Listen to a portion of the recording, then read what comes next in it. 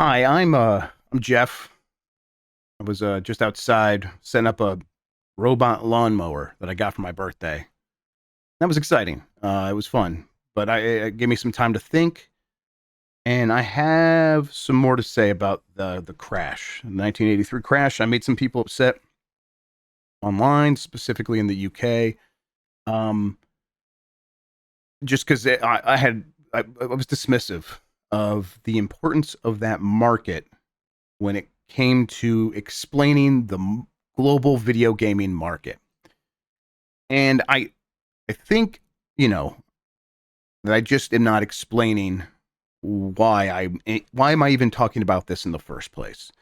And the reality is that the UK market at that time is not relevant to the thing that I'm talking about, which is the crime that is the modern way that the video game business works and how it was defined in those early days. And the UK market and others like it were a an obvious alternative that we could have looked to as a model, but instead we had unfettered capitalism sort of spread like a disease into every market everywhere and eventually destroy all the things that made these other places special to have corporations control everything eventually. So I guess let me talk about like where I'm coming from these days.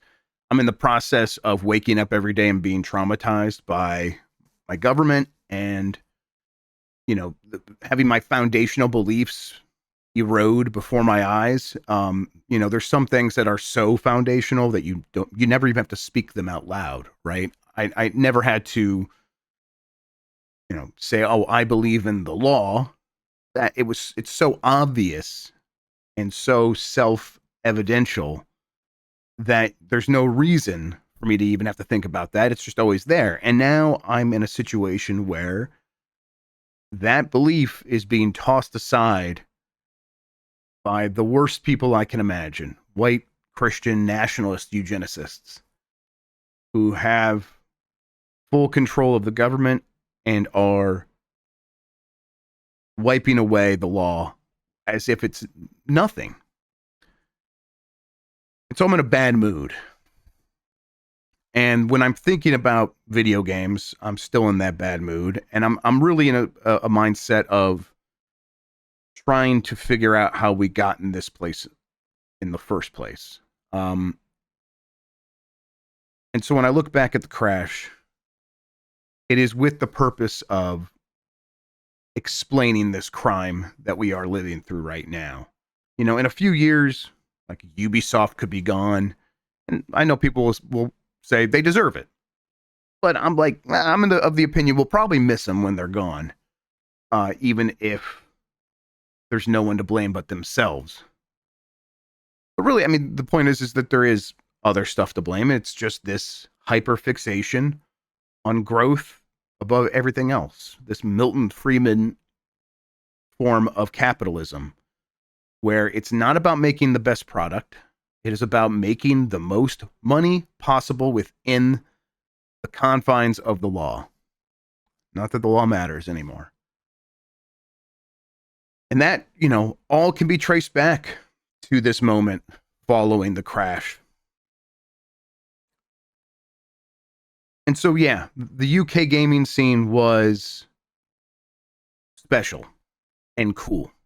And so I get why everyone is so defensive of it, because it was this like shining example of a smart way to do things that was an alternative to the pouring Everclear into the engine of capitalism in the United States to just rush to the most money possible that we had.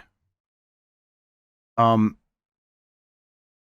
the UK gaming scene was small in terms of spending, and it was self-sustainable. There was obviously some government subsidies for like the BBC Micro and education, but really the home computer gaming scene, and this could be wrong. I'm definitely no expert on this, but my understanding and the reason I was thinking about this stuff is, there was a private companies making computers for private consumers in the UK. It was a real business.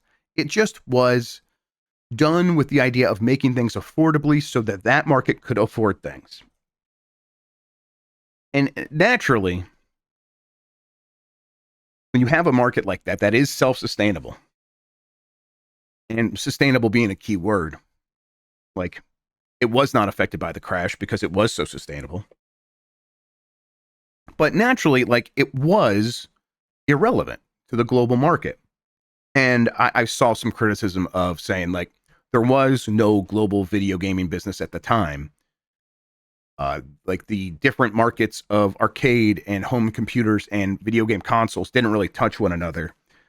But that's, I mean, we could just look at how the video game industry evolved over the next several months, not even years. In the next 18 months after the crash, the video game market coalesced very quickly into a global business because it was on the precipice of doing so. And a bunch of major international corporations understood that. They were all eyeing it. And they were thinking we're going to have to go through Atari to get access to the most lucrative market, which was the United States. So when it crashed, of course, it affected everyone globally. But, really the point here is, yes, UK was separate from that. But then you got to ask why. This is really what got me like talking about this in the first place. This is like the why question is kind of the thing that gets left out a lot of times, because when you have storytellers and history tellers on YouTube or any other medium sort of go through, here's what happened, there is a tendency for them to kind of focus on deterministic thinking, where the thing that happened in history happened because it is the thing that happened. It is a circular reasoning where we don't need to actually explain like what could have happened because it didn't, therefore it wasn't supposed to happen. But you really have to ask, why was the UK market so separate? Well, we know the answer to that. Because it was more affordable.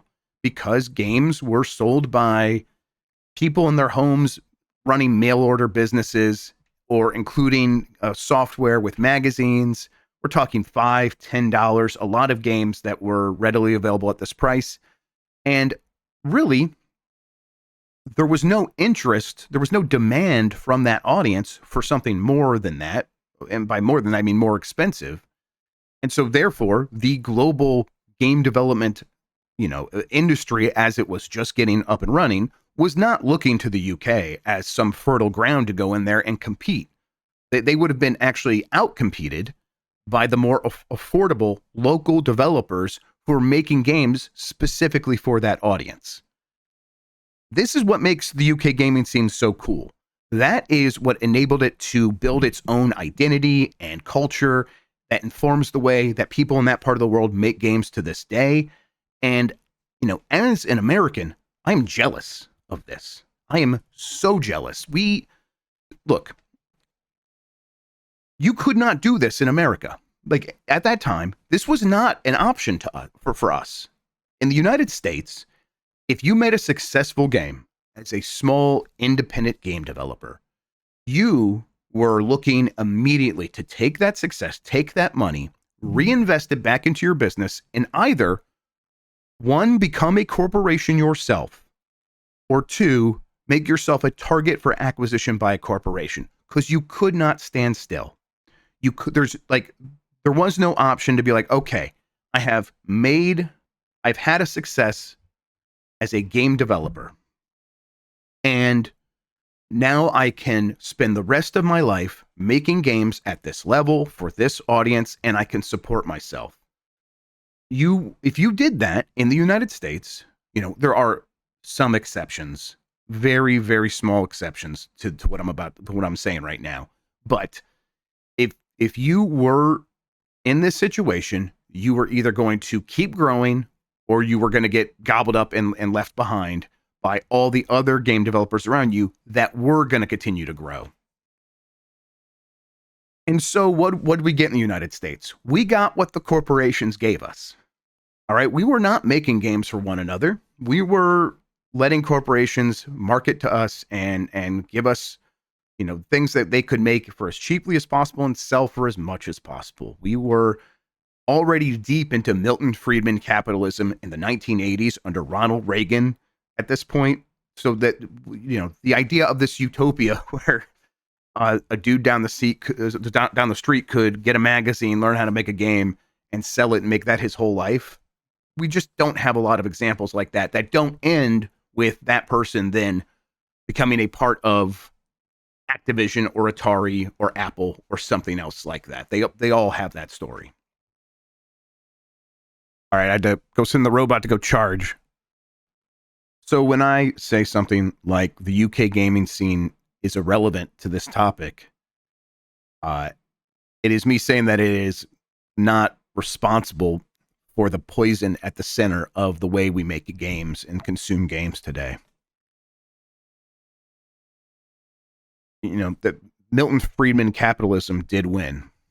It did eventually come roaring back. And it is this situation where we just create these marketplaces for everyone to compete in.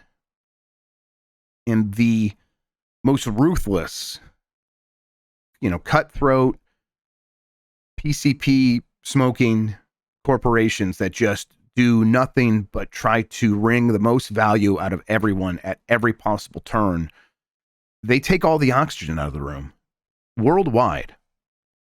And they have destroyed any sort of independent gaming scene everywhere. And you might say to that, no, Jeff, there are independent game developers all over the world, more now than ever before. Yes, but they do have to work within a system that is controlled entirely by corporations. Whether that is on console with Nintendo, Microsoft, and Sony, on PC, where it is primarily Steam. And then if it's not Steam, it is Steam likes that are controlled, that are even worse in territories like China, where instead of having a 30% cut, you might have a 60% cut that you have to give to platform holders because there's multiple platform holders stacked on top of one another. We had something better and magical in the UK. And it is gone. It just is. And the way that it still is around is that it clearly informs the way people who came up in that scene make games and approach their style choices, and all of that stuff is, again, it makes me incredibly jealous because we were stuck with what the corporations gave us, and you guys got to decide and define your taste on your own, and I would die for that. I would kill to have had that. So yeah, when I'm talking about this, it is not with this your games didn't matter tone. I'm saying your games and your scene was not guilty in creating the hell that we live in today.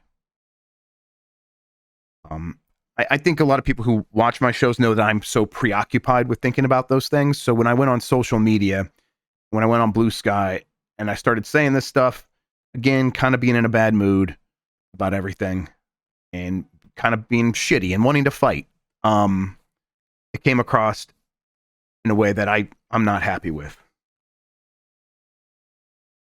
Yeah, I'm not happy with the way that I did that. All right, so if you're mad at me, hey, me too. I'm also mad at me very frequently. I guess I want to say thanks to everybody that did reply, even the people that were calling me a dipshit. Like I said, I understand. But I am in the mood of trying to dissect this murder that is happening before our eyes of the global video game business. And kind of drawing connections between that and everything that led up to this moment is where my head is at right now. And while the UK gaming scene is important for a lot of the good things we get, it is just not relevant to creating the disease that we are living with today. So that's really all I was getting at. All right, I'm gonna get out of here, get back to my robot. Thank you for watching. There's always more from me on Giant Bomb and on the Game Mess over here on this channel. We do podcasts frequently, and if you ever want to come yell at me, feel free to do so. I spend my entire life criticizing people that make games and everything else, so I welcome when people want to criticize me. Keeps me in check like this. All right, everybody, thank you for watching. I'm gonna get out of here. Until next time, have a good one. Take care of yourself, and goodbye.